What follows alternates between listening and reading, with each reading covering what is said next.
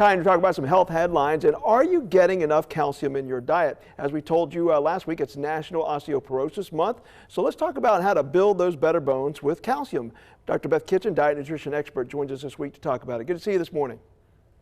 Good to see you too, Mike. One of the first things I want to get real quickly is a myth. I thought this as a kid. If I get too much calcium, I'm going to get calcium deposits. That's not how that works, is it? Right.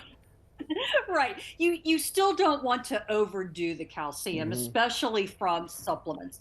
But there are other processes in your body that go on when you're forming calcium deposits, things like heel spurs and things like that in the arteries. But we still want to be careful not to overdo it. But as we're going to see from the food sources, it's kind of hard to get too much calcium from foods. Now, one of the things I want to point out before we go through this is that getting enough calcium is important, but for most of us, it's not going to be enough to prevent or treat osteoporosis because osteoporosis, remember all those risk factors that we talked about last week, those kind of outweigh the calcium. But the calcium makes you have healthier bones. It may delay the osteoporosis and it can help, the medicines for osteoporosis to work better. So it's still important. It's just not everything. When you look at the number, 1,300 milligrams a day, it sounds like a lot.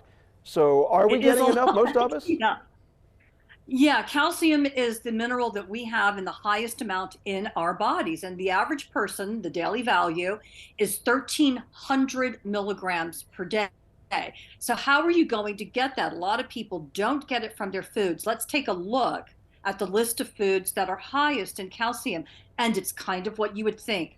Foods like dairy foods, milk, cheese, and yogurt give us a good amount of calcium, anywhere from 200 to 300 milligrams per serving. Enriched milk is a lot higher. A lot of times you find milks that have extra calcium added, like lactate. That's a great way to get extra calcium. If you're not a milk or dairy person, you can get foods like almond milk, soy milk, and calcium fortified orange juice. They add the calcium to it. My big tip with that, though, shake up that carton really, really well, because that added calcium tends to fall out to the bottom. So before you pour it into your drink or your smoothie, shake it up really well. And then you can see there are a few vegetables that are sort of high in calcium, but not that much. It's very hard to get enough calcium from vegetable sources, but things like collard greens do have some calcium. Love collard greens. But we don't eat those every day, right? We don't eat collard I would if I could. I would eat them if I could. Yeah. But broccoli too, and it doesn't have a lot, but it has a little, right? A little bit, yeah, just a little bit. So that could add up throughout the day. Now, the best way to tell how much calcium you're getting is to look at food labels, because you don't have to memorize all these numbers that we just showed you. You can just, when you're grocery shopping, open your cupboard or your refrigerator and look at the food label, look at serving size, and then look at the calcium.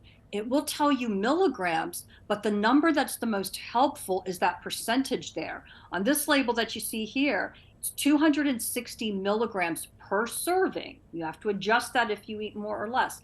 And that's 20% of your daily need. It's 20% of that 1,300 milligrams that we need every day. So you've gotten 1/5 of your daily need for calcium. So your aim is to get close to 100% of that daily value. And then you're getting the calcium you need. So if over this week you kind of assess your calcium and you think, wow, I'm not getting enough, because you'll realize you need a good 3 to 4 servings of a high calcium food every day.